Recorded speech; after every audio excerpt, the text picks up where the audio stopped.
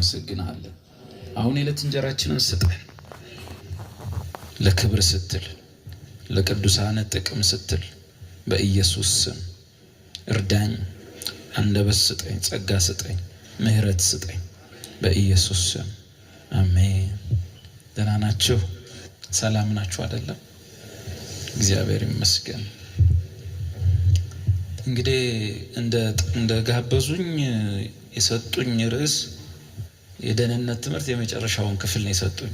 ከመጀመሪያው ብንጀምረው መልክ ይዝ ነበረ። ባንዴ ምንድነው የሚባል ወደ ገደለው ወደዛ ነው። ልክ እኔም ከእናንተ ጋር ነው ፖስተሩን ያየሁት። የዘላለም ሕይወት ዋስትና በወንድም ዳዊት ይላልና አብሬን ያየሁት ለማለት ነው። አሁን የምናጠናው ወይም እንማረው በቃ የእግዚአብሔር መንፈስ እንደወሰደን እንዳናገረን እንደሱ እናውራ። በጣም ኦርጋናይዝድ የሆነ ነገር ላይኖር ይችላል። ኦር ደግሞ ቴዎሎጂካል ዲቤት ለማድረግ የምታስቡ ሰዎች ካላችሁ እኔ የዲቤት ሰው አይደለሁም፣ የክርክርም ሰው አይደለሁም። በየትኛውም ሶሻል ሚዲያ ላይ ለጭቅጭቅ፣ ለንትርክ፣ ለስድድብ ምናየው ነው። ሚዲያ ስትከፍቱ መሰሟቸው ነገሮች አሉ። እንደው አንድ ሰው ማይክ የሚጠቀም ሰው ይዞልኝ ቢቀመጥ እሺ ይሁን በቃ። እና እንደዛ አይነት ነገር አይደለም። የእግዚአብሔር መንግስት በሚዲያ ውስጥ መጥቶ መተቻቸት፣ መሰዳደብ፣ መናቆር አይደለም። የሰው ቁጣ እግዚአብሔርንም ጽድቅ አይሰራም። ምክንያቱም ይሄ ሃይማኖት አዲስ ሃይማኖት አይደለም። 2000 ዓመቱ እኛንን ትላንት የመጣ ነው የተወለድ ነው። ሃይማኖቱና ትምህርቱ 2000 ዓመቱ ነው። የመጣው በጌታችን በኢየሱስ ክርስቶስና የተሰበከውም በእርሱና በሐዋርያቱ ነው። ሁል ጊዜም አዲስ ትምህርት ሲመጣ ልንቃወም ይገባል። ሁል ጊዜም አዲስ ትምህርት ሲመጣ፣ አዲስ ማለት ያልገባን ማለት አይደለም፣ ያልነበረ ማለት። አዲስ ትምህርት ማለት ያልገባን ሳይሆን ብዙ ነገር ላይ ገባን፣ ወደፊት የሚገቡን ነገሮች ይኖራሉ። ግን ያልነበረ በኢየሱስ በሐዋርያቱና የቤተ ክርስቲያን አባቶች በሚባሉት ቤተ ክርስቲያን መልኳ ሳይጠፋ ሳትከፋፈል ካቶሊክ፣ ኦርቶዶክስ ሲሰነብት፣ ጴንጤ፣ ፕሮቴስታንት ደግሞ ያው ቆጥራት ጨርሰው በየአይነቱ እንዲህ አይነት ነገር ሳይመጣ በፊት የነበሩትን አባቶች ነው። አባቶች ያልኳቸው ጌታችን መድኃኒታችን ኢየሱስ ክርስቶስ እሱ ሐዋርያቱ በ27 የአዲስ ኪዳን መጽሐፍት እንደጻፉልን እና ደግሞ የቤተ ክርስቲያን አባቶች የምንላቸው በጤናማው ጊዜ የነበሩ ነገር ሳይደበላለቅ በፊት የጻፉልን። በእኔ የሚያምን የዘላለም ሕይወት አለው ያለው ኢየሱስ ብቻ ሳይሆን በእርሱ የሚያምን የዘላለም ሕይወት ያለው ብለው ሐዋርያት ሰብከዋል። አባቶችም እንደዛው። ሰሞኑን የመጣ አይደለም። እነ ክሌመንት ወይም በኦርቶዶክስ ቀሌምንጦስ ይሉታል።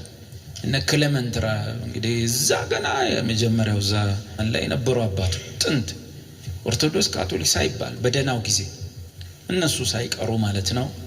በእግዚአብሔር ልጅ ለኃጢአተኛው ሰው የመጣና የተሰጠው ደህንነት የዘላለም ሕይወት በእግዚአብሔር የተቸረን ችሮታና የተሰጠን ከመሆኑ ባሻገር ያ ሕይወት በእግዚአብሔር በራሱ የሚጠበቅ በእኛ እጅ ላይ የተጣለ ሳይሆን እኛ በሱ እጅ ላይ የተጣለን ሰዎች እንደሆነን እነዛም አባቶች አስተምረዋል። በእነሱ ዘመን ይህንን ማውራት የሰንበት ትምህርት ሊሆን ይችላል። የተሰጠን የዘላለም ሕይወት ነው የሚለውን መማማር የሰንበት ትምህርት ሊሆን ይችላል። በዚህ ዘመን ግን ፍልስፍናው በዝቷል። ሰዎች ታላቁን የመስቀል ስራ ማጉላት ሳይሆን ራሳቸውን ማጉላት፣ ስማቸውን ማጉላት፣ እኔነት፣ ታዋቂ ሰው መሆን፣ በጣም የመጨረሻ በሽታ ታዋቂ ሰው መሆን፣ ፒላር መስሎ መታየት። አሁን እዚህ ጋር ሳውራ እንደ አንድ የሆነ ቴዎሎጂ ዲቤት አይደለም ማስተምራችሁ ወይም እግዚአብሔር በረዳን ነገር የምንወያያቸው በሙሉ አባቴ እርዳኝ፣ እግዚአብሔር እርዳኝ፣ እንደ አንድ ኢየሱስ ክርስቶስ ያድናል፣ መዳን በኢየሱስ ነው እንደሚል ሰባኪ ነው ማወራው። ይሄ ማስታወቂያ ሲለጠፍ የሆነ ሰው የመጽሐፍቶች ዝርዝር ላከልኝ። ማን ማለቴ ነው?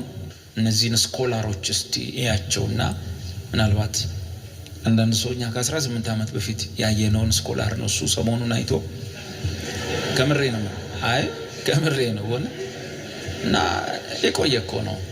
እነዚህን ያቸው ለማንኛውም ምናምን ብሎ ይላል። ምንድነው ይፈልጉ ሰዎች?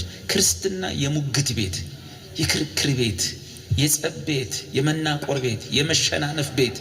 በዚህ መሃል ሚስ የምናደርገው ነገር አለ።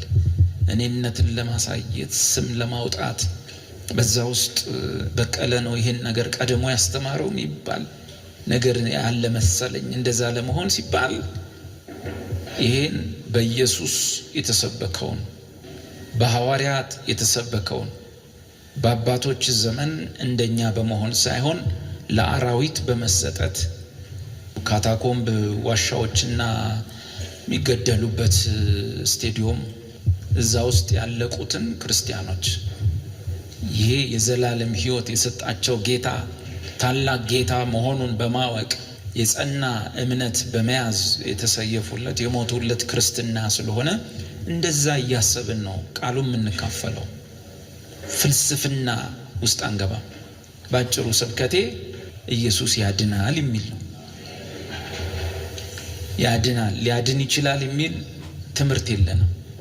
ሊያድን ይችላል የሚል ትምህርት የለንም። ኢየሱስ ያድናል፣ በደንብ አድርጎ ነው የሚያድነው። ኢየሱስ ያለ አቦዬ ያለ ተክልዬ ተሳትፎ ብቻ ሳይሆን ያለኛም ተሳትፎ፣ ያላንተ ተሳትፎ፣ ያላንቺ ተሳትፎ ያድናል ነው። አቦዬ አያስፈልጉኝም፣ ተክልዬ አያስፈልጉኝም፣ ኢየሱስ ብቻ በቂ ነው ካል አንተም አታስፈልግም ነው። ምክንያቱም በብዙ ነገር አቦዬ ካንተ ይሻላል። በጣም ተግተው ነው የጸለዩት። ተክልዬም በጣም በትጋት ነው የጸለዩት። በጾም በጸሎት ነው የሰነበቱት። ያለሳቸው ኢየሱስ በቂ ነው ካልክ፣ ያለሳቸው ኢየሱስ ያድናል ካልክ፣ ያላንተም አንተ ደግሞ በደንብ ታውቃለህ።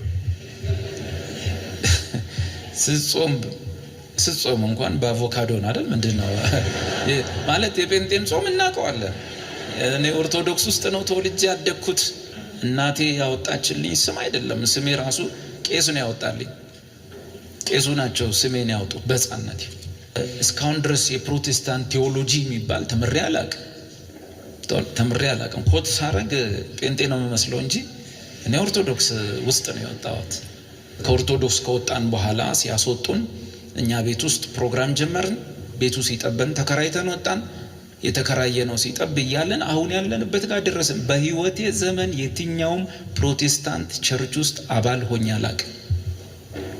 ስለዚህ የዘላለም ሕይወት አይጠፋም የሚለው የፕሮቴስታንት ትምህርት አይደለም። የፕሮቴስታንት የሆነ ሴክት የሚያስተምረው ትምህርት አይደለም። የኔ አባቶች ያስተማሩት ነው። የተማርኩት እዚህ ስላሴ ነው። ይሄንን ከሆነ አንዳንድ ሰዎች ምን ያደርጋሉ መሰለህ? የሆነ ትምህርት ስታስተምር ጎትተው የሆነ ቡድን ውስጥ ሊከቱ። ካልቪን፣ አርሚን ሁለቱም ፈረንጆች ናቸው። ውድድሩ ምንድነው ቢባል ካንተ ፈረንጅ እኔ ፈረንጅ ይበልጣል። አርሚን የሚባል ሰው ያለ መሰለኝ፣ እሱ ትጠፋላችሁ ብሏል። ካልቪኑ ደግሞ አይዟችሁ አጠፉም ብሏል። ሁለቱም ፈረንጆች ሲሆኑ ሰዎቹ ለመሸናነፍ መከራ የሚበሉት ይሄኛውም ይሄንን ኢትዮጵያዊው ማለት ነው፣ ይሄም ይሄን ሊሸናነፉ ነው የሚሞክሩት። ምንድነው ከጀርባቸው ያለው ሲባል ጳውሎስ ጴጥሮስ ሳይሆን ካልቪን፣ አርሚን ሁለት ፈረንጆች። ውድድሩ ካንተ ፈረንጅ የኔ ፈረንጅ ይበልጣል፣ ካንተ ፈረንጅ የኔ ፈረንጅ ይበልጣል።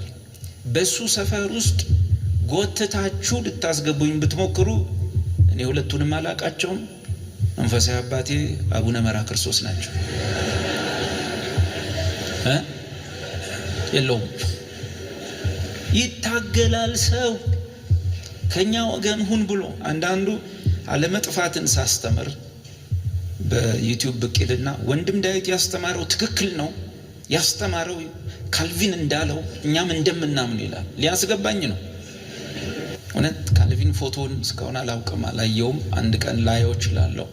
ካልቪን እንደዛ ብሎ አስተምሮ ከሆነ ጳውሎስ ያስተማረው ስለሆነ እንግዲህ ለካልቪን ብዬ ሳይሆን ሰውየው ልክ ይሆናል ማለት ነው። አበበ በቀለ ማን አስተማረ ሳይሆን አባቶችና ሐዋርያት ያስተማሩት ከሆነና ያንን አንተ ካወራው ልክ ነህ፣ ማንም ይሁን አንተ ካወራው ልክ ነህ ማለት ነው። ማጽኛችን ማረጋገጫችን የእግዚአብሔር ቃል ስለሆነ ለዚህ እንዳልኳችሁ ማስታወቂያው ላይ ሳይ ያለ መጥፋት የዘላለም ሕይወት ዋስትና ሚል ትምህርት በወንድም ዳዊት ይላል። አብሬያችሁ ነው እኩል የሰማሁት። ወደ የደህንነት ትምህርት ማብቂያው ላይ ማጽኛው ላይ ነው እንግዲህ ርዕሱ የተሰጠኝ። ስለዚህ ምን ተስፋ አደርጋለሁ ይሄ ማህበር ደህንነቱ በምን እንደተፈጸመለት ያውቃል ማለት ነው። ይሄ ደህንነቱ ደግሞ በምን እንደሚጠበቅለት መልሰን እንከልሳለን፣ እናጠናለን።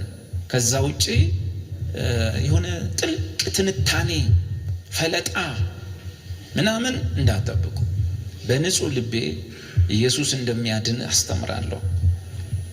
በንጹህ ልቤ የኢየሱስ ክርስቶስ መስዋዕትነት ካንተ ከግልህ ድካም አይደለም፣ ከሁላችን ድካም ይልቅ የቀረበው መስዋዕት እንደሚበልጥ አውቃለሁ።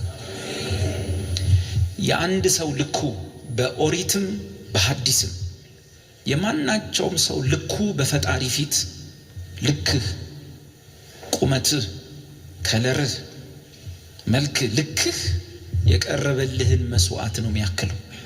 እስራኤላዊ ሆነ ፍየልና በግ የምታቀርብ ከሆነ በእግዚአብሔር ዘንድ ያለ የተቀባይነት ልክና የመቅረብ መጠን የበጉና የፍየሉን ነው የሚያክለው።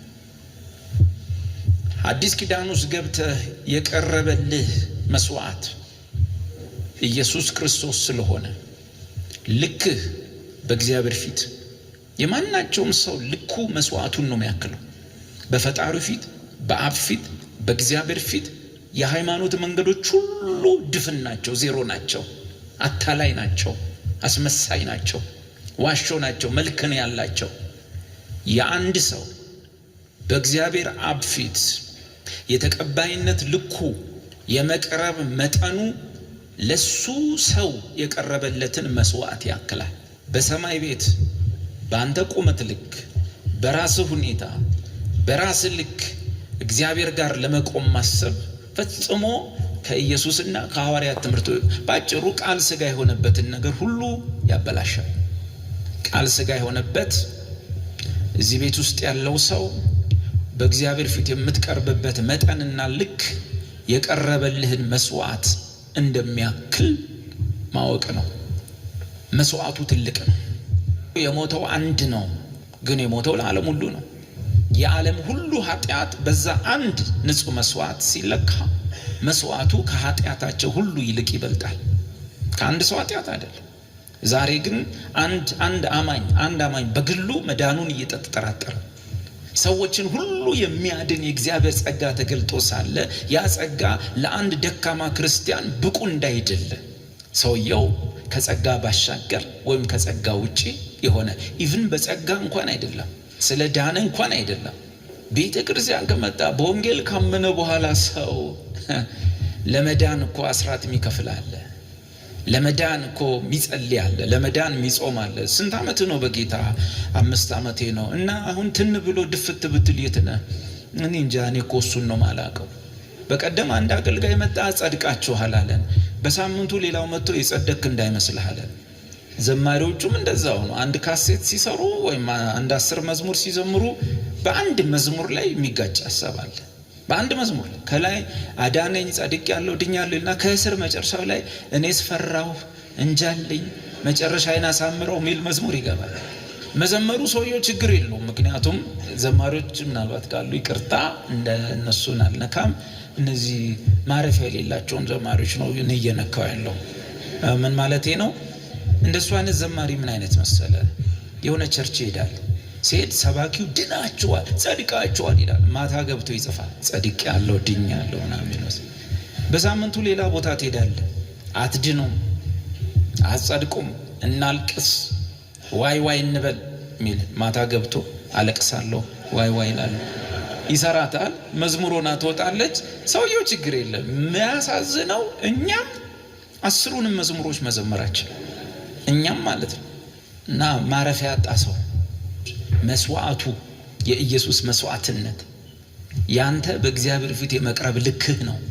አንተ ልክ የለህም አይደለም በእግዚአብሔር ፊት በሰዎች እንኳን ጸዱ ነጹ በተባሉ በሆነ ህይወት በሚበልጡ ሰዎች ፊት ራስን ለመግለጥ ታፍር ይሆናል። እያወራ ያለሁት ሁሉን በማያውቁ ሰዎች ያንተን ሁሉ ነገርህን በማያውቁ ሰዎች ፊት ችግር አለብክ።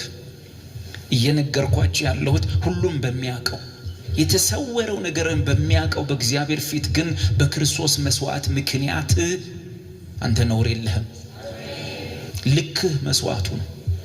ያን መስዋዕት የረሳ ያን መስዋዕት ትዝ ያላለው እንዴት ነህ እግዚአብሔር ሆይ 3 ቀን ጾሜልሃለሁ የሚል መንፈስ ፕሮቴስታንቱን ወርሶታል።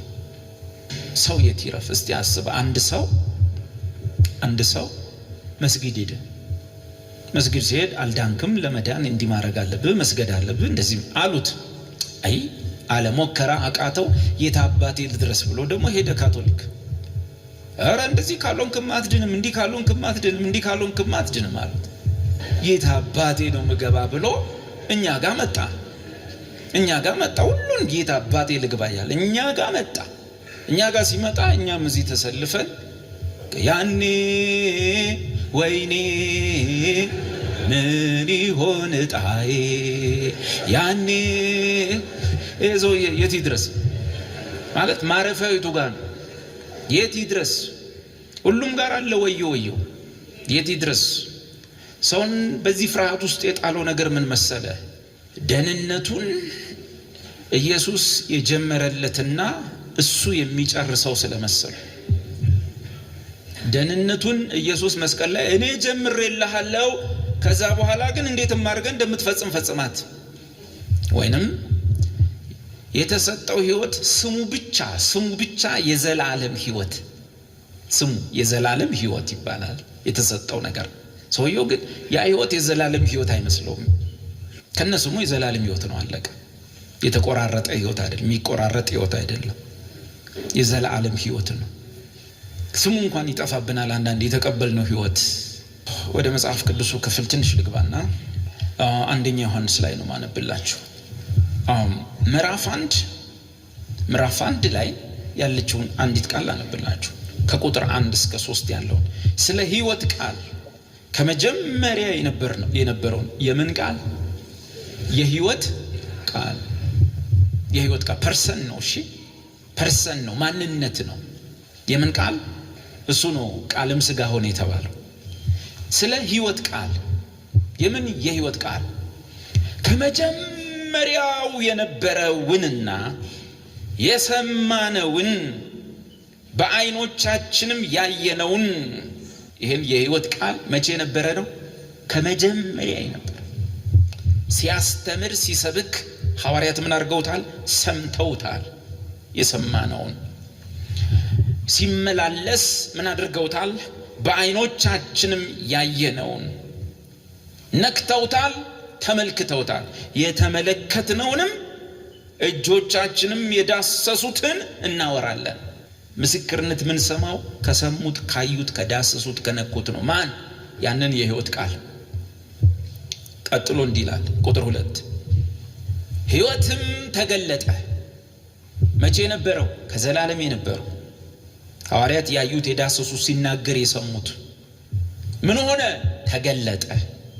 ህይወት ተገለጠች ነው፣ ተገለጠ። ስለዚህ ህይወት ጾታው ምንድነው? ጾታው ወንድ ነው። ስለዚህ ዝም ብሎ ነው እነ ህይወት ዝም ብለው ነው። ህይወት ጾታው ምንድነው? ወንድ ነው። ህይወትም ተገለጠች አይደለም። ህይወት ምን ሆነ? ተገለጠ። ተገለጠ ማለት ኃይድ ነበር፣ ተሰውሮ ነበረ፣ መታየት ውስጥ መጣ። ሐዋርያት ነኩት፣ አዩት፣ ዳሰሱት። ማንን? ህይወትን አዩት። ይሄን ማውራላችሁ የተቀበላችሁት ህይወት የሆነ ሐሳባዊ የሆነ ወይንም የሚመጣ ዝም ብሎ ዘላለም ዓለም የሚባል ነገር የሆነ ዘላለም ዓለም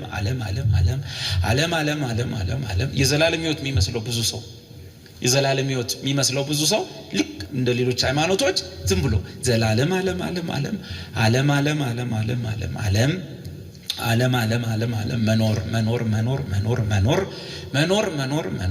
መኖር ነው መስሎ ሰው ወይንም ደግሞ የዘላለም ሕይወት ከሳት ባህር ከጥብ እዛው ከመጠበስ ከሲኦል ከጨለማ ምናምን ወጥቶ እንዳልኳችሁ እንዳሁኑ መኖር። የክርስትና ሃይማኖት የሚለየው ከሌሎች ሃይማኖቶች መኖርንማ ድጋሚም እየተወለድክ ሪቨርስ እየሆንክ ሌላ ሀገር ላይ አህያ ሌላ ሀገር ላይ ድመት እየሆንክ መኖር የሚባል ሁሉም ሃይማኖት ውስጥ አለ። ክርስትና የሚለየው የዘላለም ሕይወት ወደፊት የሚመጣ ነገር ሳይሆን የዛሬ 2000 ዓመት የመጣ በደንብ ይሄን ያዙ። መጀመሪያ ወደፊት የሚመጣ የሆነ ነገር የሆነ ዘመን ምናምን የሆነ መኖር አይደለም። ሐሳባዊ በሆነ ስዕል ውስጥ የሆነ በቃ የወርቅ አስፋልት አለ። እዛ የወርቅ አስፋልት ላይ 21 ካራት ይሁን ስንት ካራት ዱቄቱ መንገዱ ሁሉ እሱን እየጠለስክ ወክ እየበላ እንዲህ ስትታጠፍ ደግሞ የአልማዝ ጎዳና ምናምን እዛ ላይ አንድ ሰው ቢሮ የመጡና እኔ እኔ ለራሴ ነው ማለቅሰው አሉ። ምንድነው?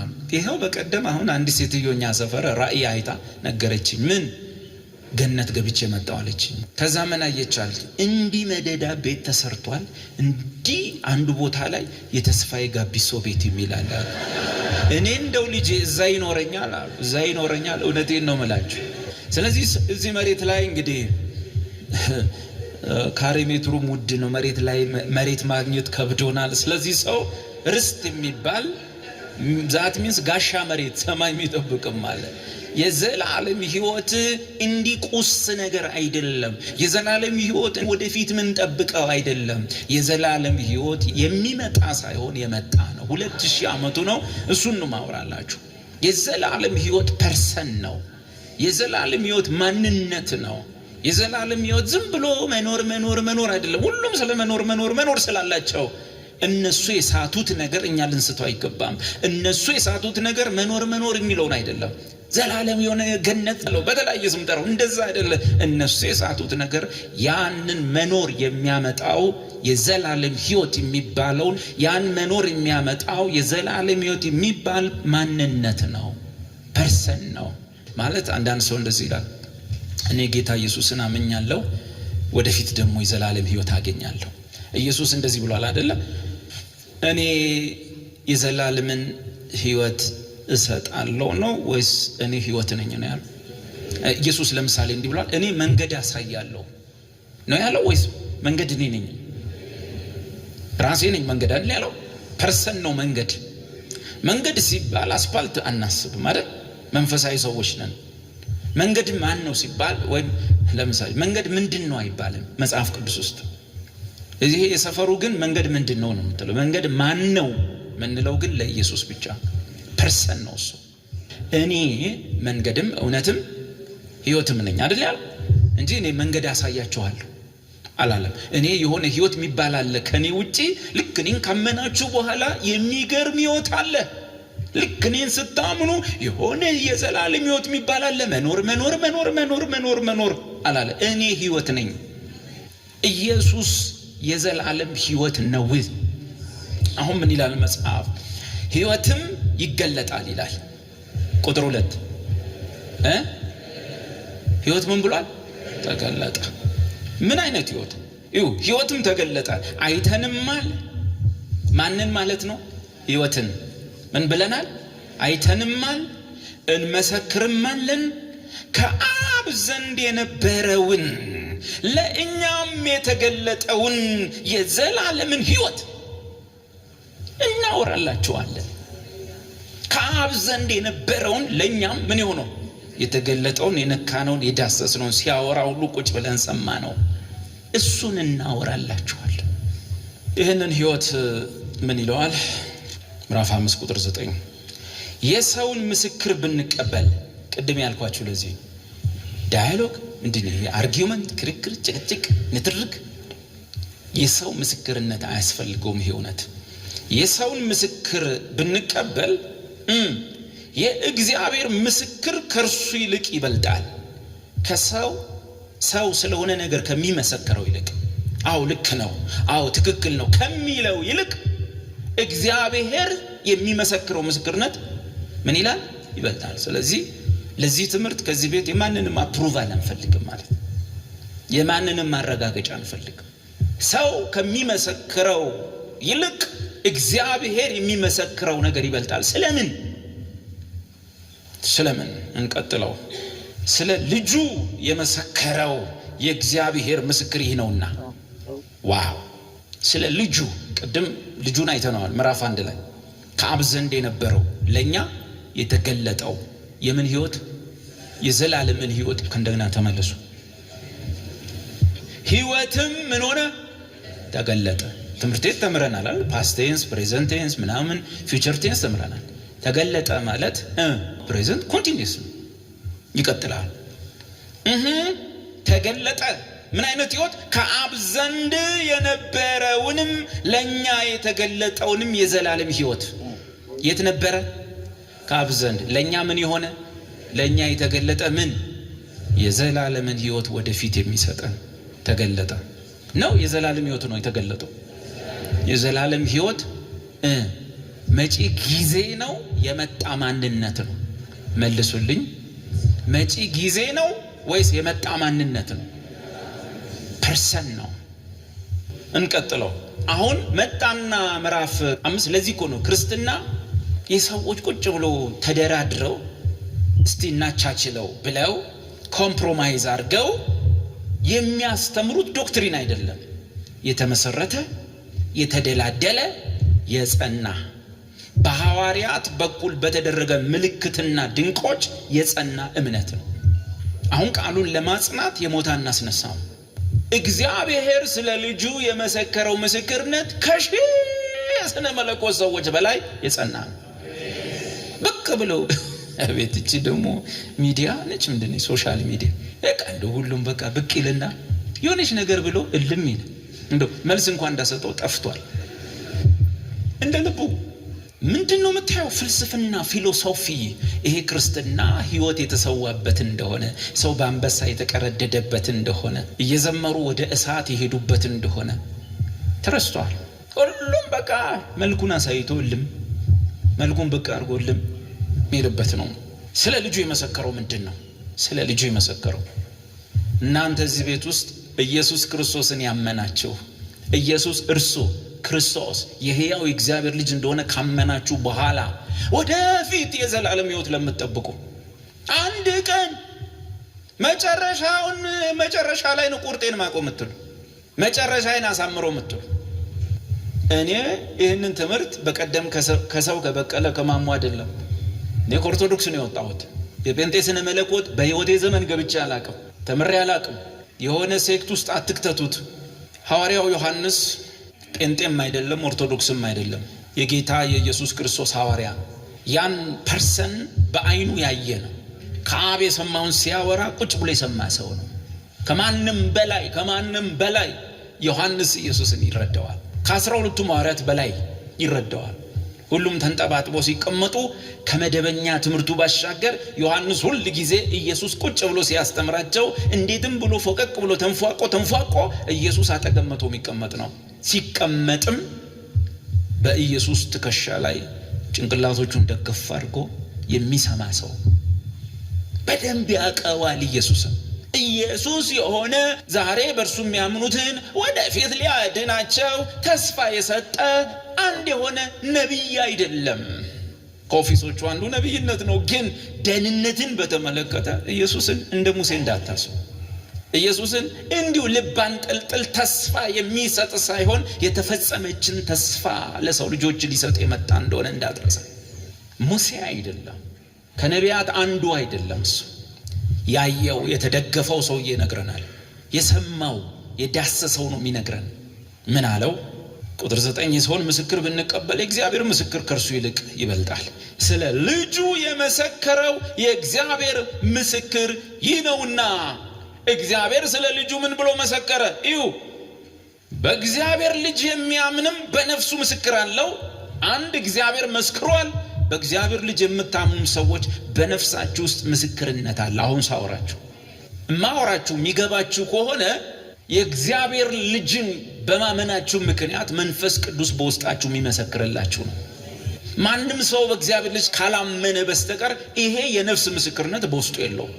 ይጠራ እንደ ዳንን ጸደቅና በምን ስራቸው ማንህና ነው እንትናም ጸድቅ ያለው አላለ ደሞ አንጠፋም ተላላችኋል መጨረሻን መጫወክና ነው መጀመሪያ ይነስ ራሱ የታቀው ነበር እኔ እንደመረጥኩት እሱ አይደል እንደመረጠኝ የሚያጠራጥር መንፈስ ያስሩ ሰላዮች መንፈስ ሙሴ 12 ላከ ይዱና አገሩን ተመልከቱ ብሎ 12 ነው ላከው 12 ሄዱ ምድሪቷን አዩ በጣም በረከቷ ደስ ይላል ፍራፍሬዎቿ ደስ ይላል የተስፋውን ቃል አዩ ከምድሪቷ ፍሬ ላሰላሳረጉ ቀመሱ ወይኑንም ዘለላውንም ሌላም ፍራፍሬ ካለ እሱን ሁሉ አዩ ሊወርሳት ያለችውን ምድር ተስፋ አይተው ተመልክተው ሙሴ ጋር መጡ 12ቱም መጡ እንዴት ነች ምድሪቱ በስማም ምድሪቱ አየን ቀመስን አሉ እንደ ብራያኖች ላዝነው እኮ ፍራፍሬውን በላ ነው ጠጣ ነው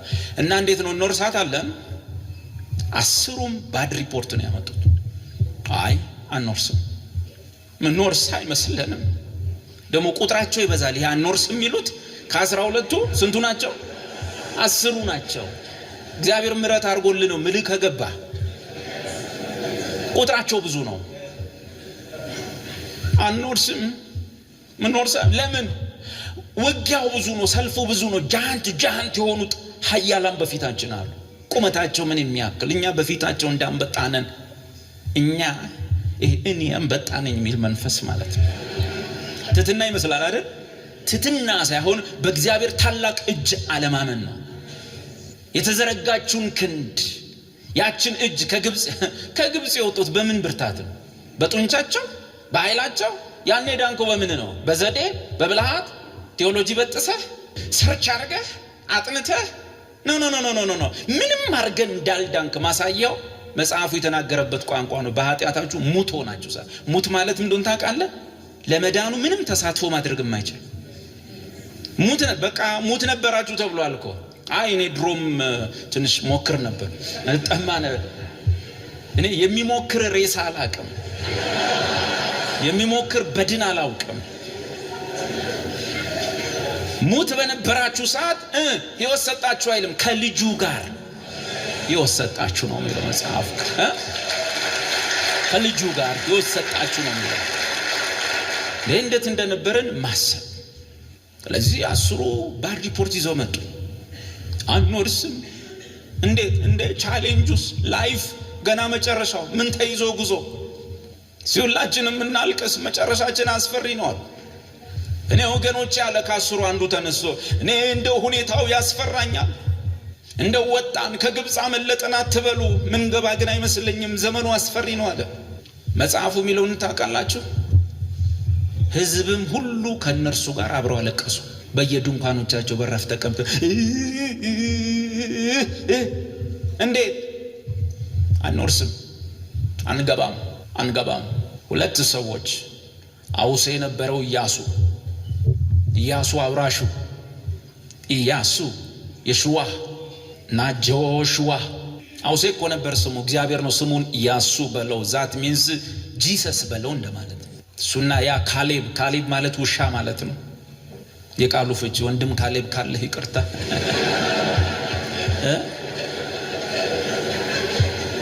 አንድ በረጅም ስም የሚጠራ የኔ ጓደኛ በረጅም ስሙ ረዘመበትና ሄዶ አስቀየርኩ እኮ አለ ምን ብለህ አልኩት ካሌብ ወይ ከድጡ ወደ ማጡ እና ያ ኢያሱ አውራሹ መሪው ያ ምስኪን ካሌብ አውራሽና ወራሽ ዋናው ነገር ካሌብ መሆኑ ሳይሆን ኢያሱ ማን ነው አንተ ማን ነህ አይደለም ኢየሱስ ማን ነው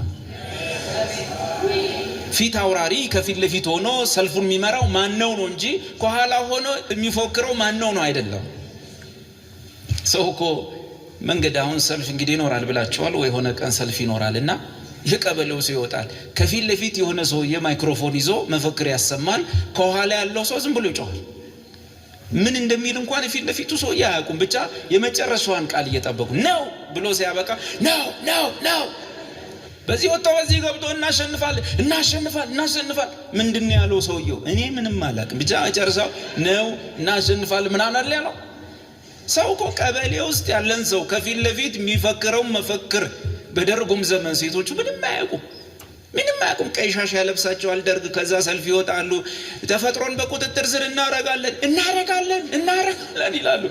ለምንድነው ሰው የሚለው ሲባል ምንም ባይገባኝም ነገርየውን ባላቀውም ፊት ለፊት ያለው ሰውዬ አይሳሳትም ብሎ ያምናል ሰው። ዋናው አንተ አይደለህም ተከተለኝ ያለ ፊት ለፊት ላይ የሚሄደው ማነው ነው ጉዳዩ። እሱ በእኔ የሚያምን የዘላለም ሕይወት ይኖረዋል ሳይሆን አለው ካለ እርሱ አባቴ ከሰጠኝ በጎች ውስጥ አንድ ስንኳን እንዳላጠፋ በፍጻሜ ቀን እንዳስነሳው ይህ የላከኝ አባቴ ፈቃድ ነው ካለ መጽሐፉ ታጠባቸዋል፣ ተቀድሳቸዋል፣ ጸድቃቸዋል እንጂ ታጠቡ ከዛ ደግሞ ለመጽደቅ ሞክሩ ካላለ በተፈጸመች ጽድቅ ውስጥና በምንለማመዳት ቅድስና ውስጥ ከሆነ ያለነው በተፈጸመ መታጠብ ውስጥ ከሆነ ያለነው መጽሐፉ ካለ ስነ መለኮት ባልበጥስም ነገርየው ባይገባኝም ፊት ለፊት ያለው ቃሉ ፊት ለፊት ያለው መይ የሚለውን ማለት ግዴታ። ቀበሌ ታምን የለ የመስሪያ ቤት መፈክር አስሩ ያቋም መግለጫዎች እናምናቸው የለም እናጨበጭብ የለ ሲያልቅ ምነው እግዚአብሔር ልጅ ሲያወራ ከበደ። ምነው ሐዋርያት አጽንተው ሲነግሩን ተጠራጠርን። ክርስትና 2000 ዓመት ያስቆጠረ በነቢያት ተስፋ ውስጥ ደግሞ ብዙ ሺህ ዓመት ያሳለፈ የጸና የተደላደለ ለድርድር የማይቀርብ የማይሸቀጥ በገንዘብ የማይለወጥ በክብር የማይቀየር ወንጌል ነው ክርስትና ማለት ነው። ዋጋህን ተምነህ ጌታ ፊት ብቻ አንድ ቀን በቤማ ፊት እንደምታልፍ አውቀህ ያን ቀን ከአፉ ምስጋና ለመስማት የኢትዮጵያን ሕዝብ ሁሉ ነቀፌታና ትችት የጴንጤውን ማላገጥ ጥርስ ነክሰ ማለፍ መቻላል። በጸጋ ድነናል። ማንም እንዳይመካ ከስራ አይደለም። ጸጋው በእምነት አድኗቸዋል። ይህ ራሱ እምነት ራሱ ከእግዚአብሔር ነው ከናንተ አይደለም። ተው እግዚአብሔር ሆይ ወንጌል ከእንደገና ይቀጣጠል። ወንጌል ከእንደገና ይነሳ በድፍረት ያለምንም ፍርሃት። ጳውሎስ መልእክቶቹን ሲጽፍ ማንም ሰው እንዳይመካ በስራ አይደለም። እናንተ ሕግን በመጠበቅ ለመጽደቅ የምትፈልጉ ጭራሽ ከክርስቶስ ተለይታችኋል። ከቸርች አላለም። ቸርች ውስጥም አሉ ማይክም ይዘዋል። ግን አለ ከክርስቶስ ተለይታችኋል፣ ከጸጋውም ወድቃችኋል። ምን እንዳለ ታውቃላችሁ? ማንም ሰው መልካም ስራ ጭምር ሰርቶ ነው የሚጸድቀው ብዬ ባስተምር ኖሮ ማን ያሳድደኝ ነበራል? ምን እንደሆነ ታውቃለህ? ጸጋውን ስትሰብክ ስደት አለ። ዳትሚስ ከሀገር ነቅለው አያባርሩህም፣ ግን ይሰድቡሃል፣ ያዋርደዋል። ይህን መጠበቅ አለብህ። ይህን የተፈጸመ የተጠናቀቀ ታላቅ ማዳንና ይህን በአብ ፊት እጅግ ንጹህ የሆነ የተቀደሰ በአብ ቁጣ እሳት የተቃጠለ መስዋዕት በሱ ስትረካና ደህንነቴ ተፈጸመ ያለ ቀን የሱ ጉዳይ ሳይሆን የተፈጸመው የኔ ጉዳይ ነው ብለህ ያልክ ቀን ከዚህ በኋላ የምፈጽመው ነገር አይደለም። ተፈጸመ ብቻ አይደለም፣ ለመዳኔ የምፈጽመው የለም እስካላልክ ድረስ እንደዚህ ሁለት እግር አለኝ ተብሎ ለዛፍ አይወጣም። በሁለት እግር ወዲያና ወዲህ መውጣት አወዳደቅህንም አያሳምረው። ደስ አይልም አወጣጥህ። አንድ እግር እዛ አንድ እዚህ እግር ደስ አይልም። ጳውሎስ አንዳንዶች ከመካከላችሁ ስለ ሕጉ ራሱ የሚናገሩትን ሳያውቁ እንደ ይሄ ሕግ የሚል ሰው ሕጉንም አያውቀው። 10ቱን ትእዛዝ እንኳን መደዳ ጠራ ብለው አይጠራም። 3ቱን ጠርቶ ቁልጭ የሚል ሰው። እነዚህ ስለ ሕጉ ራሱ ማያውቁ ሰዎች አለ የሕግ አስተማሪ ሊሆኑ ቀስ ብለው ፈቀቅ ብለዋል አለ። ዛት ሚንስ አንድ እግር ጸጋ አንድ እግር እንደዚህ አይሆንም። ወይ እዚህ ግባ ወይ እዛ ግባ። ኢየሱስ ያድናል ነው ትምህርቴ። ርዕሱን አለመጥፋት በሉት ብትፈልጉ፣ በጸጋ መዳን በሉት። እያስተማርኩ ያለሁት ኢየሱስ ያድናል በትክክል ማለት ያላንተ መዋጮ ያላንተ አስተዋጽኦ ነው ያዳነህ ነው። እዛ ውስጥ ነው ሁሉም ነገር ያለው። እዛ ውስጥ ነው መጽናት ያለው። እዛ ውስጥ ነው መጠበቅ ያለው። እዛ ውስጥ ነው ዋስትና ያለው። ከእንደገና የመጀመሪያው መሰረት እኮ ከእንደገና ልናይ ነው ማለት ነው። አሁን ወደዚህኛው ልምጣ። አብ ስለ ኢየሱስ ምንድነው የመሰከረው? አብ ስለ ኢየሱስ የመሰከረው ቁጥር 10 በእግዚአብሔር ልጅ የሚያምንም ሰው በነፍሱ ምስክር አለው፣ በእኔና በእናንተ ማለት ነው። በእግዚአብሔር የማያምን ሰውኛ መሃል አረ እኔ በእግዚአብሔር አምናለሁ ምትል ግን ማታምን ሰው ማን እንደሆንክ ሊናገር። በእግዚአብሔር ማመን ማለት አንድ እግዚአብሔር አለ ማለት አይደለም። እሱንም አጋንንትም ያምናሉ። በእግዚአብሔር የማያምን ሰው እኛ መካከል ቢኖርስ በምን እናውቃለን? ወይም ያ ወንድም በምን ይወቅ? እኔ በጌታ ቤት 10 ዓመት ነው የቆየሁት። 5 ጌታን ሳመልክ ነው ሳስመልክ ነው የቆየሁት። 20 ዓመት ነው ምናምን። ዮሐንስ ደግሞ ኖ የሌለ ሐሳባዊ አምላክና ሐሳባዊ እግዚአብሔር ጋር ነው የቆየው እስከዛሬ። ምክንያቱም በእግዚአብሔር አታምንም። በእግዚአብሔር ማመን ማለት እግዚአብሔር ስለ ልጁ የመሰከረውን ምን ማድረግ ነው? ማመን ነው። እግዚአብሔር ስለ ልጁ የሆነ ነገር ሲያወራ አይመስለኝም እኔ እንጃ ካልክ በእግዚአብሔር አታምንም። እግዚአብሔር ደግሞ ስለ ልጁ የሚመሰክረው በእኛ ተማምኖ ሳይሆን በራሱ ተማምኖ ምን ብሎ ይመሰክራል? በእግዚአብሔር የማያምን እግዚአብሔር ስለ ልጁ የመሰከረውን ምስክርነት ስላላመነ ሐሰተኛ አድርጎታል። እግዚአብሔርን አረ እግዚአብሔር አትዋሽ እንዴ አረ እግዚአብሔር አይዋሽም እያለ እግዚአብሔር ስለ ልጁ የመሰከረው ምስክርነት የማይቀበል ሰው እዚህ ቤት ካለ ምስክርነቱም እንደሆነ ነግራቸዋለሁ። የማይቀበል ሰው ካለ እግዚአብሔርን ተው እንጂ የማውሸት ነው አረ ማን ሊሆን አይችልም እንዴ የማይመስል ነገር ነው እያልክ ነው። ምንድነው የመሰከረው? እግዚአብሔርም የመሰከረው ምስክርነት ይሁ እግዚአብሔርም የዘላለምን ሕይወት እንደሚሰጠን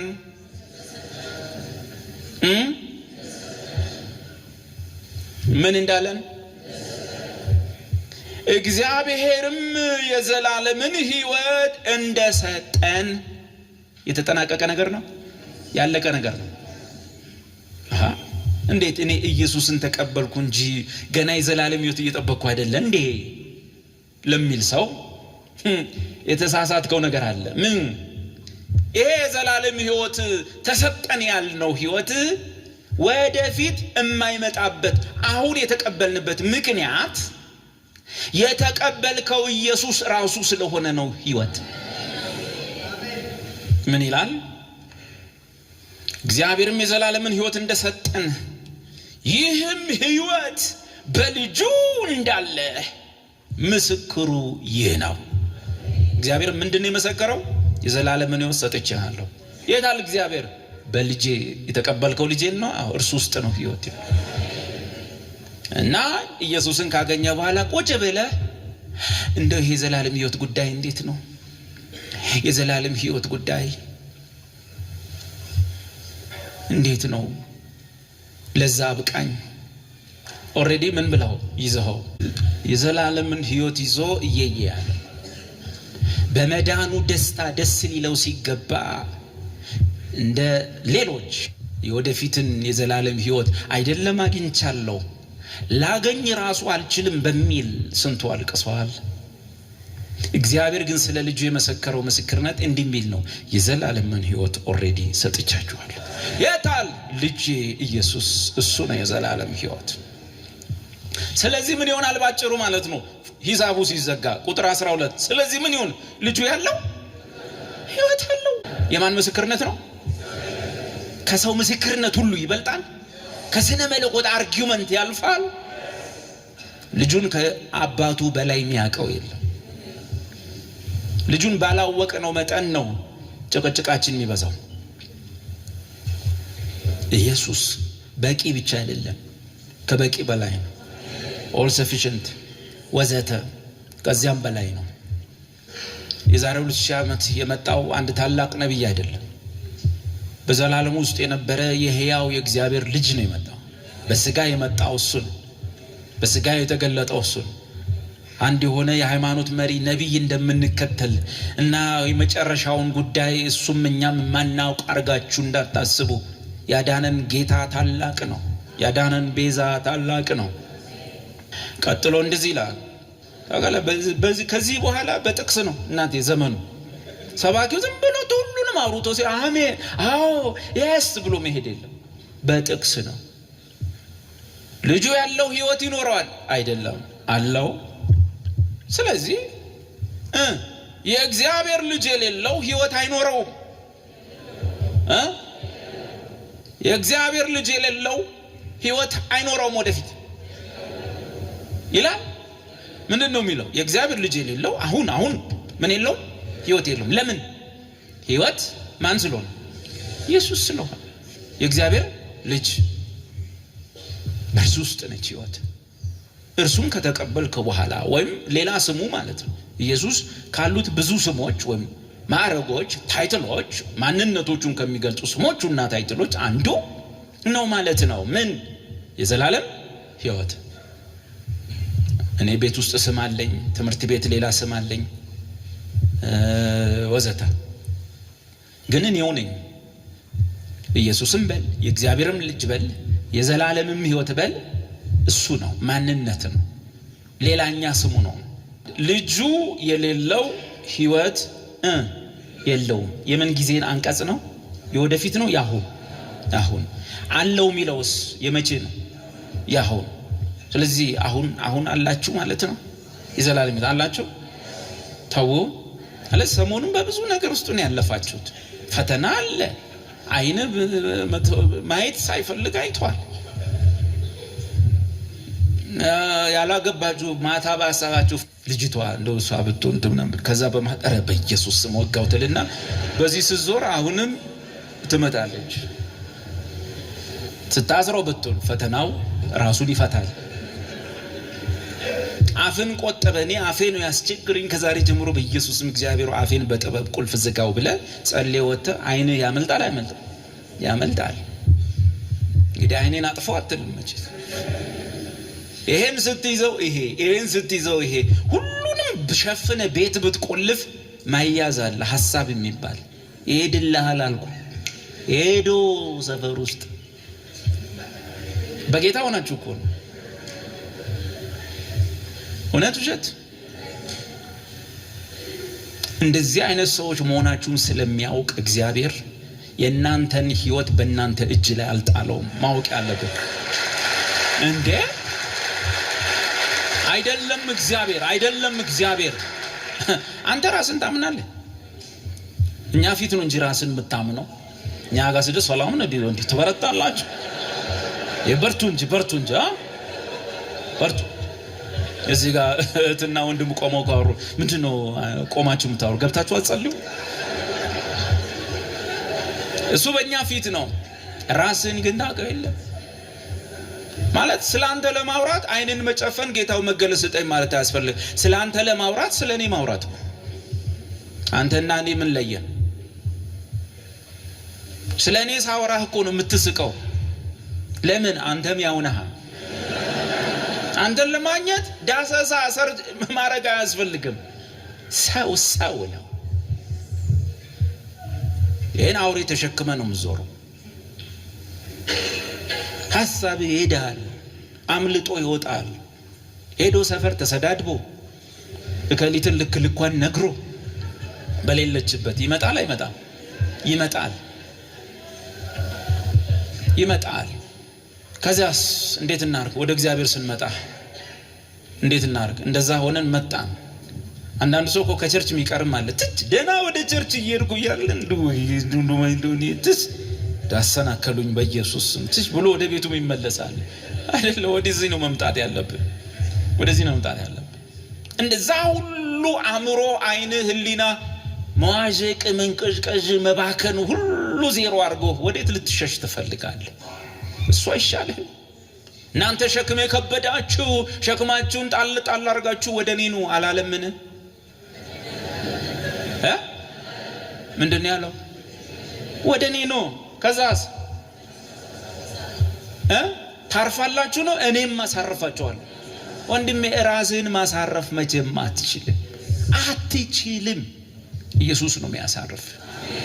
በብሉይ ዘመን አንድ ሰው ለሞት የሚገባውን ኃጢአት እንኳን ቢያደርግ ይላል፣ ለሞት የሚገባውን ኃጢአት እንኳን ቢያደርግ ሮጦ ሄዶ ወደ መማፀኛ ከተማው ይግባ። በዚያ ከገባ አይሞትም፣ አይገደልም፣ በህይወት ይኖራል። ሮጠና ዝም ብለን ግድ የለም ከነ ተወለጋግደና ችግር ውስጥ ሆነና ሐሳብ ተበላሽቶ ና መጽሐፍ ቅዱስ እንደሚናገር ያን እድፍ በቃሉ ውሃ ያጠባል ይላል ጌታ ኢየሱስ ራሱ። በቃሉ ውሃ ያጥባል። የዘላለም ሕይወት ምንድነው? አይ ምንድነው ነው ያልኳችሁ። ምንድነው ነው የሚባለው? ማነው ነው? ማነው ነው? ምንድነው ሲሉ አትመልስ። ምንድነው የሚባል ኢቲዝ የሚባል ወይ ምናምን የሚባል የዘላለም ሕይወት የለም። he is ነው። ያ ማን ነው ስሙ? ጲላጦስ የተሳሳተው እንደዚህ ጥያቄ አበላሽ። ኢየሱስን አቆሞ እየተንጎራደደ ታዲያ አንተ ማን ነህ? እኔ ስለ እውነት ለመሰከር ስለዚህ ተወልጃለሁ። ስለ እውነት? አዎ። እውነት ምንድነው ሲለው ኢየሱስ ዝም አለ። ምን ነው ቢሉ ጥያቄው የተበላሸ ነው። what is truth አይባልም። who is truth ነው የሚባለው። ማን ነው እውነት ነው የሚባለው? ሰውየው እውነት ምንድነው ሲለው ኢየሱስ ምንም አልመለሰለትም። አስተማሪ ጥያቄ አበላሽቶ ሲያመጣ መልስ መሙላት የለብን። ለምን? እሱ እንደተሳሳተ ሁሉ አንተም ትሳሳታለህ። እነዚህ በእንደዚህ ነገር የተገለጡ ነገሮች ሁሉ እሱ ነው የሚባሉት። he is ነው የሚባሉት። መንገድ ብትለው አስፋልት እንዳታስብ he is ነው።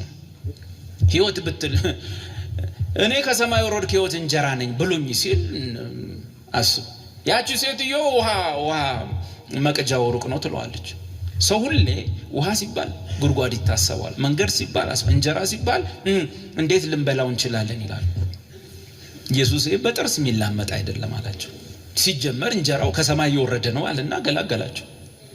ግን የሚገርማችሁ ይሄን ከሰማይ የወረደውን የጌታ እራት አላልኩም። እሺ ከሰማይ የወረደውን የጌታ እራት ቸርች ነች የምታዘጋጀው። ዮሐንስ 6ቱን እንጀራ ነው ያልኳችሁ። ከሰማይ የወረደው የሕይወት እንጀራ። የሕይወት እንጀራ ምን ማለት ነው? ለላቂ እዚያ አወራው። የሕይወት እንጀራ ምን ማለት ነው? ከበላኸው በሕይወት መኖር ግዴታክ ይሆናል። ምን ይሆናል?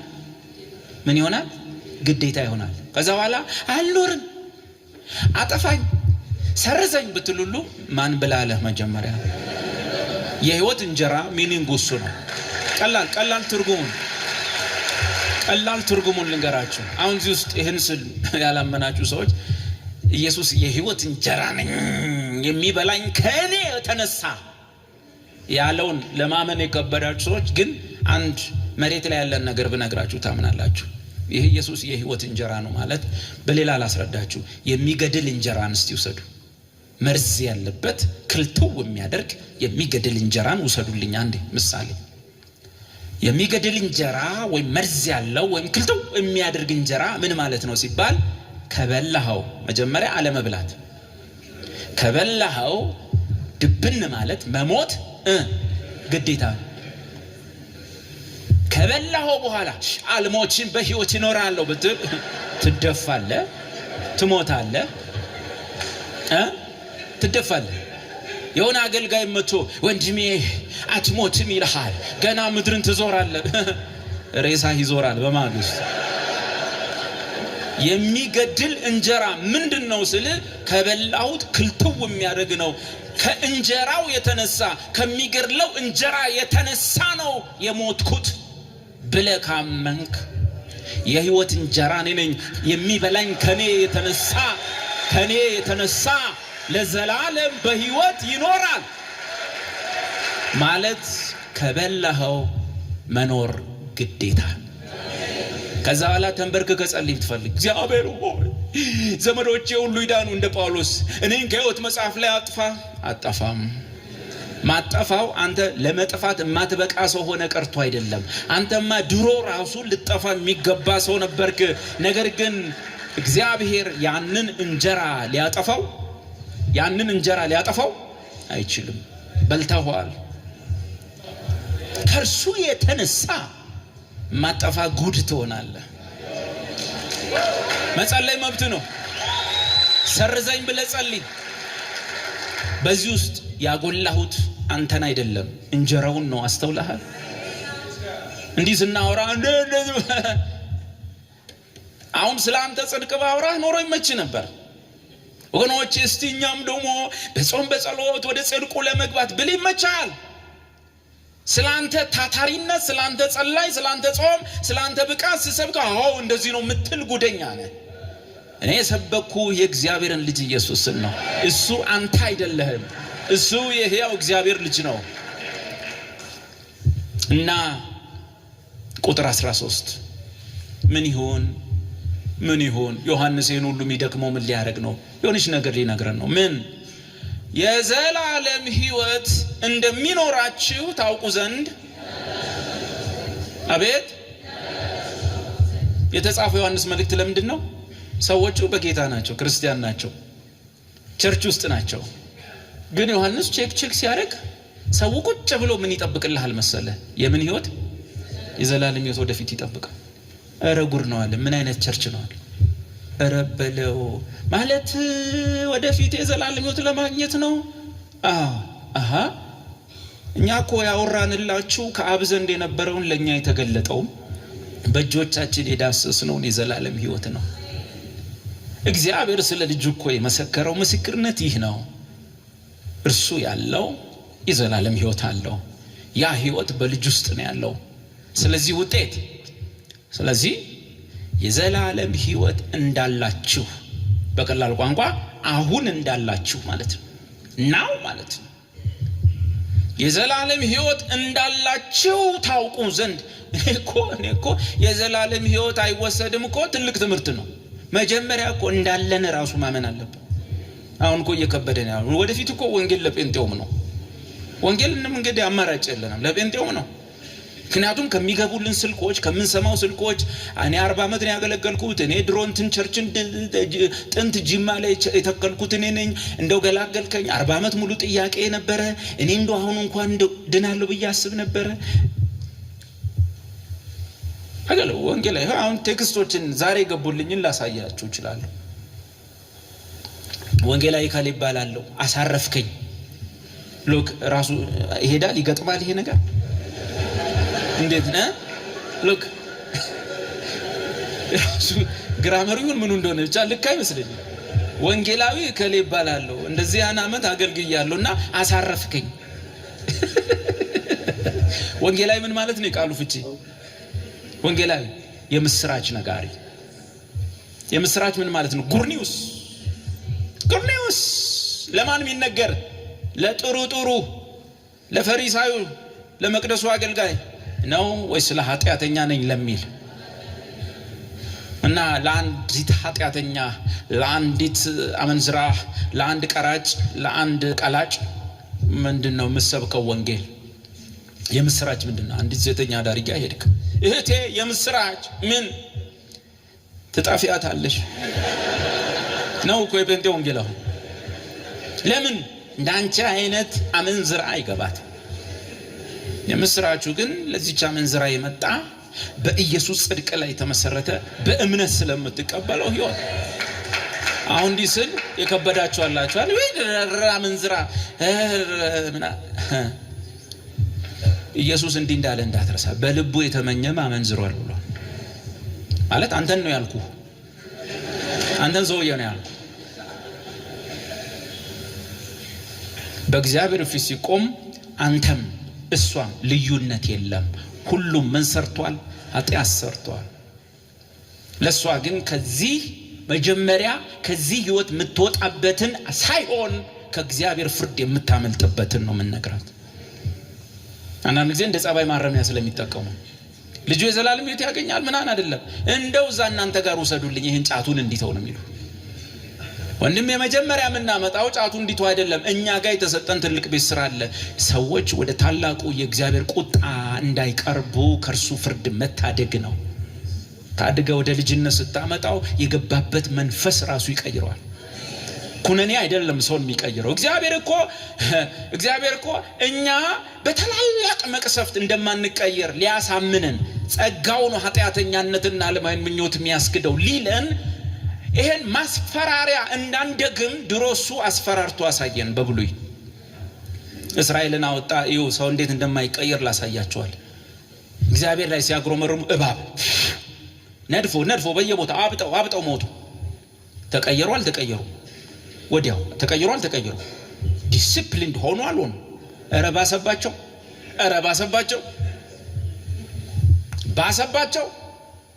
ከዚያስ ሰዎችን ከመካከላቸው መሬት ሰንጥቆ እግዚአብሔር ይሰማል። ሰው ምን ያህል እንደማይቀየር ላሳያችሁ። መሬት ሰንጥቆ ከነቤተሰቦቻቸው ከየድንኳናቸው ከየእንስሳቶቻቸው መሬት ውስጥ ገብተው መሬቱ ተከርኖ መጽሐፉ በቀላል ገለጻ ይገልጧል። እነዛ ሰዎች ከዛ በኋላ በሰፈር ውስጥ አልታዩም ይላል። ዘና ብሎ ነው የሚጽፈው። እንዴት ይታያሉ? ገብተዋል እኮ ገጠመ ጠፉ በቃ። እሺ እስራኤል ተቀየረ ወይ? መቀየር ተሰብስቦ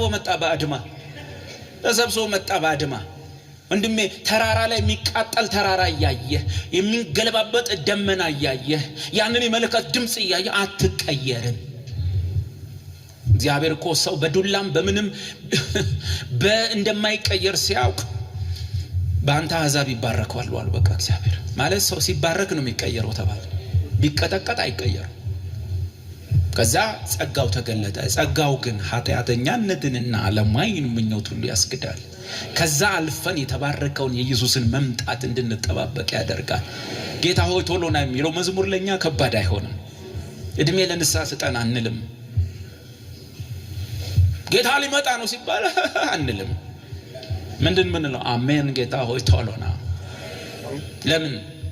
እንዲህ ያዳንከን ሰዎች፣ እንደዚህ ያጸደከን ሰዎች፣ ይሄን ህይወት የሆንከን ሰዎች በዚህ ምድር ላይ ስንኖር ይሄ ያደክመናል፣ ያ ያደክመናል፣ ያ ያዝለናል፣ ይሄ ያዝለናል።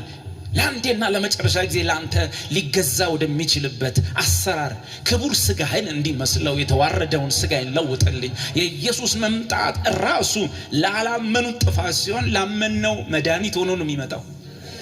መጽሐፍ ነው የሚለው ኢየሱስ ፈራጅ ሆኖ ነው የሚመጣው። ፈራጅ ሆኖ ነው የሚመጣው በአማኞች ላይ። መጽሐፉ የሚለው በማያምኑት ላይ ሊፈርድ፣ እናንተ ደግሞ ልትገረሙበት።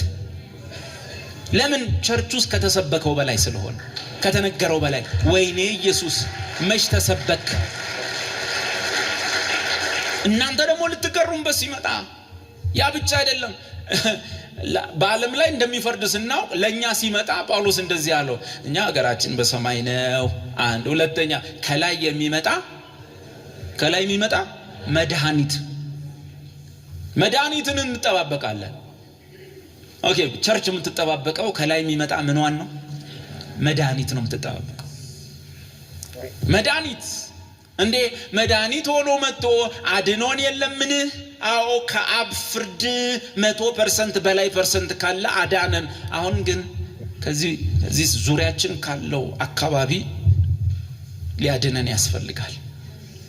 ይሄ ሰውነት፣ ይሄ አውሬ፣ ይሄ ስጋ ሰፈር ውስጥ እየዞረ በኑሮ በወከባ መከራውን እየበላ ኢየሱስ ይሄንንም ሊያድነው ይመጣል። ይሄ አይደል ያስቸገረን? ይሄ አይደል አውሬው? ይሄ አይደል ፈታኙ? ከላይ የሚመጣ መድኃኒትን እንጠብቃለን። ምን ሊያደርገው? ለእርሱ ሊገዛ ወደሚችልበት አሰራር ክቡር ስጋውን እንዲመስል የተዋረደውን ስጋችንን ይለውጠው ይቀይር። ያ ጊዜ ነው። በተረፈ ክርስቲያን ይፈተናል። አዎ ቻሌንጅ አለበት። አዎ ነገር ግን የምን ህይወት አለው? የዘላለም ህይወት። በነገራችን ላይ ኢየሱስን ያመናችሁት ብርቱ ስለሆናችሁ ነው ደካማ ስለሆናችሁ? አለ ብርቱ ከሆንክ ምን በቃ አንተ እኮ የራስህ ዳኝ ነህ። ጎበዝ እኮ ነህ። በቃ የራስህ ክርስቶስ እኮ ነህ ማለት። የራስህ ክርስቶስ ስትሆን የክርስቶስ ተቃዋሚ ትሆናለህ ማለት ነው። ቀላል ነው። በራስህ ብቃት መዳን ከፈለክ ቀላል ነው። የራስህ ክርስቶስ ነህ። የራስህ ክርስቶስ ከሆንክ ደግሞ ትርጉም ምንድነው ብያለሁ? የክርስቶስ ተቃዋሚ ምን የሆነ በቸርች የተመዘገበ የክርስቶስ ተቃዋሚ ነው የምትሆነው። ብቸኛው ቤዛ፣ ብቸኛው ታዳጊ፣ ብቸኛው ተስፋችን እግዚአብሔር ሆይ ልጅህን ብቻ እንድናወራ እርዳን። እሱን ብቻ እንድንገልጥ እርዳን። ስለናንተ ብዙ ዘመን ብዙ ስለሰበኳችሁ በደጅ ያሉት ይበቃቸዋል። ስለ ኢየሱስ ነው የምሰብከው። በነገራችን ላይ ስለ አንተ ምን መስበክ ያስፈልጋል? አንተ ስለ ራስህ አታውቅም? እማትረቡ ብል አናውቅም እንዴ እንደማረባ? እዚህ ያላችሁ ማጣቅሙ ህዝብ የለኝም ይላል። እንደ ራሴን ካሰብክ ህዝብ የለውም እግዚአብሔር ግን ሁላችንንም ማን እንደሆነን ሲያቀን በክርስቶስ ነው የተቀበለ። እና መጽሐፍ እንዲህ ይላል ቁጥር 13 ለምን ጻፈ ዮሐንስ መልእክቱን? ክርስቲያኖቹ አሁን ምን እንዳላቸው አያውቁ? የዘላለም ሕይወት እንዳላቸው አያውቁ። ለዚህ የሐዋርያው ዮሐንስ ልፋት ምንድናውቅ ነው?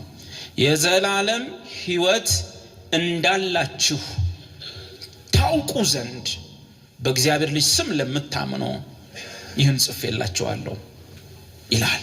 ታች ውረዱና ቁጥር 21 ከቁጥር 20 ጀምረው የእግዚአብሔርም ልጅ እንደመጣ እውነተኛም የሆነውን እናውቅ ዘንድ ልቦናን እንደሰጠን እናውቃለን። እውነተኛም በሆነው በእርሱም አለ።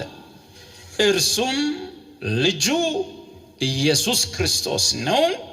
እርሱ እውነተኛ አምላክና የዘላለም ሕይወት ሰጪ ነው።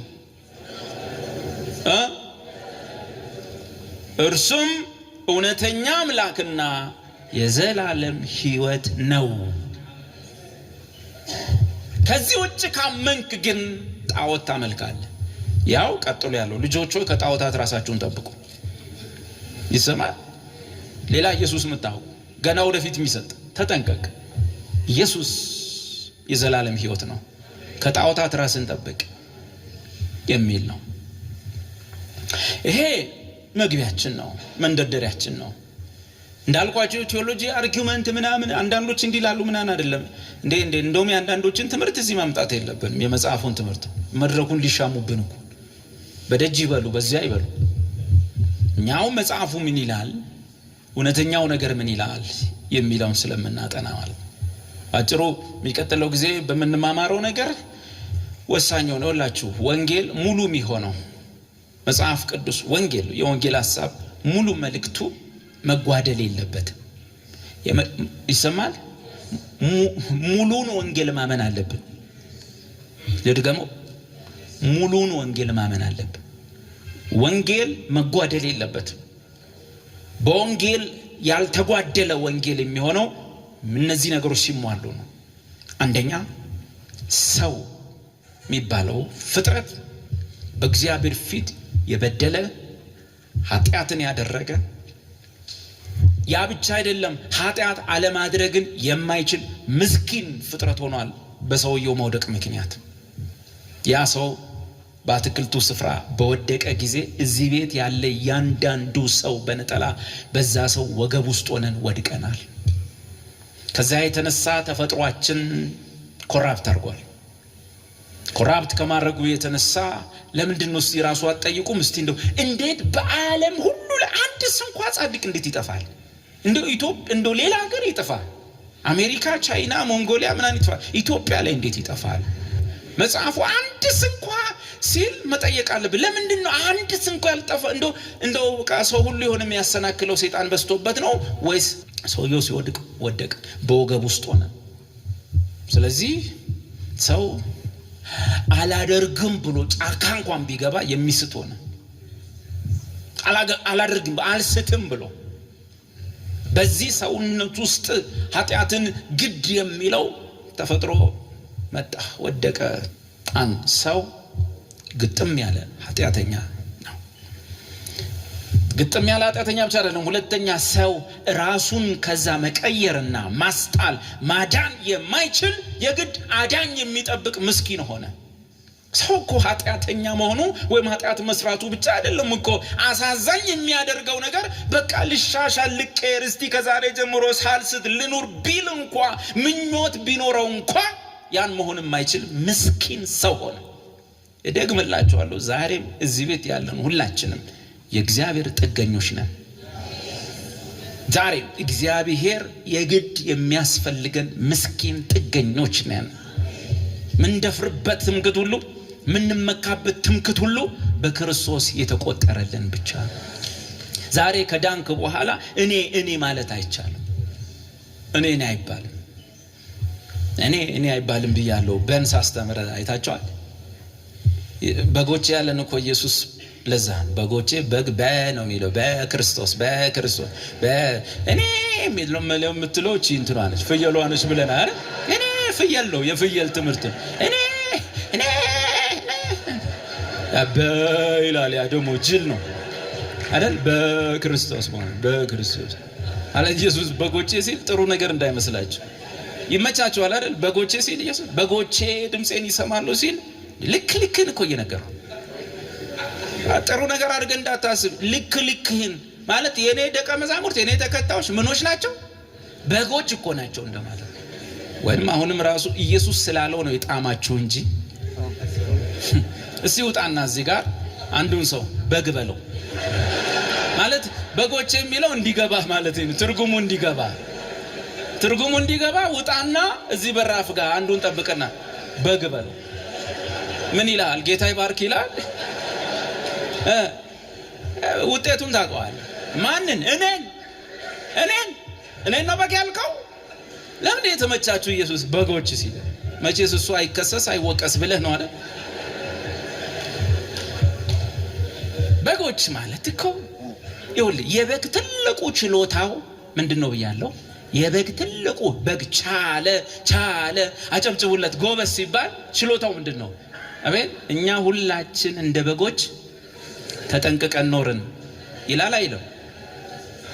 እኛ ሁላችን እንደ በጎች ጠፋን ነው ተቅበዝብዘን ጠፋን እንዳይ አይደል? ተቅበዝብዘን ጠፋን። የበግ ትልቁ ችሎታው ምንድነው? አቤት በግ ቻለ ጎበዝ ነው አጨብጭቡለት ከተባለ ትልቁ ችሎታው ምንድነው? መጥፋት ነው። ካጠፋፍም አጠፋፋለሁ። ተቀበዝብዞ መጥፋት። ፍየል ጎበዝ ነች አጠፋም። ለዚህ ነው ሰው ፍየሉን ለቆ ፍየሏ ሰፈር ሄዳ ገረባ በልታ ምን ብላ ዞራ ቤቷ ትገባለች። ሌባ ከተሸከማትም ኡኡ ነው የምትለው። ታሲዘዋለች ሌባ ላይ ሳይረን አለባት። በግን እየወሰድከው በሸላቾቹ ፊት ሊታረድ እየሄደ እንኳን ማለት ነው ዝም ነው የሚለው። ማቴዎስን ማርቆስ ወንጌል ሉቃስ ወንጌል ተሸክመውት ነው የሚሉት። በግ ይሄ ነው። ግን በጎቹ ወይንም እኛ በጎች ትልቁ ችሎታቸው ተቅበዙ ቻሉ ከተባሉ መጥፋት ብቻ የሚችሉ ብንባልም ኢየሱስ ግን ታላቅ የበጎች እረኛ ነው።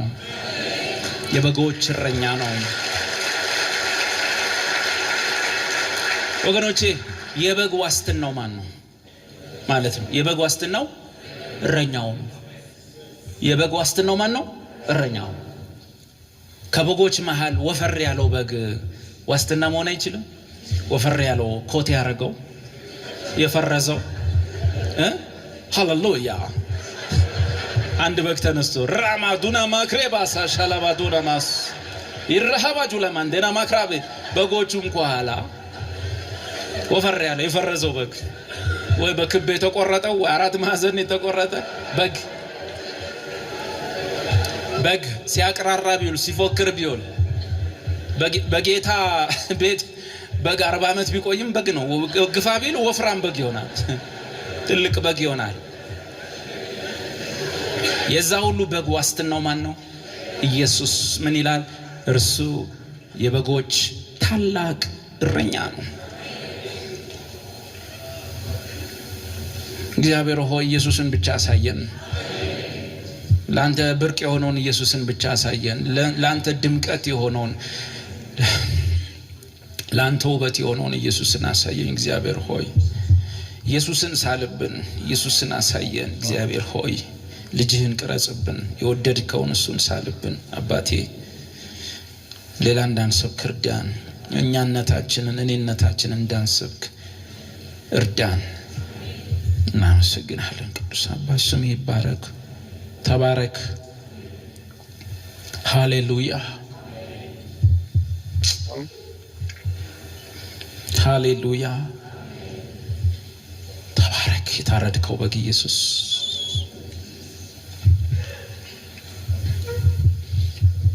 እኔ በበኩሌ የኔ ነው የምለው ምንም ታሪክ የለኝ። በመስቀል ላይ ሆኖ ተጠማሁኝ ያለው የደሙ ፍሬ ነኝ። እኔም ብትጠይቁኝ የኔ ነው የምለው ምንም ታሪክ የለኝ። ምሕረት የተቀበልኩ ሞት የተሻረልኝ እድለኛ ሰው ነኝ። እኔን ብትጠይቁኝ የኔ ነው የምለው ምንም ታሪክ የለኝ። በመስቀል ላይ ሆኖ ተጠማሁኝ ያለው የደሙ ፍሬ ነኝ። ሃሌሉያ! እግዚአብሔርን ስለ ኢየሱስ አመስግኑ። አብን ስለ ልጁ አመስግኑ።